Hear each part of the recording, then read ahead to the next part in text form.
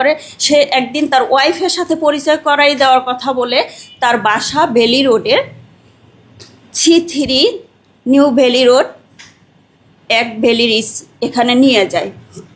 তো ওনার ভাষায় ওনার ওয়াইফ ওনার বাচ্চা ছিল না, উনি ওখানে নিয়ে আমার সাথে নারী শিশু 9-1 অপরাধ আমার ইচ্ছার বিরুদ্ধে জোরপূর্বক করে। আমাকে বিয়ের আশ্বাস দিয়ে আমার সাথে ঘটনার পরে আবদিন হাসপাতালে বসে বিয়ের আশ্বাস দিয়ে আমার সাথে পরবর্তী 5 মাস সময় পার করে এবং আমার সমস্ত খরচ ক্যারি করে। আমার ওই সময়ের শুধু ডাক্তার খরচ না, রুম ভাড়া, পড়ালেখার খরচ, আমি তখন কম্পিউটার ডিপ্লোমা ইঞ্জিনিয়ারিং পড়তাম, সে পড়ালেখার খরচ, রুম ভাড়া, বাজার খরচ সমস্তটাই ক্যারি করে। বাট ওনার সাথে আর কোনো ফিজিক্যাল রিলেশন হয় না ওই একদিনই।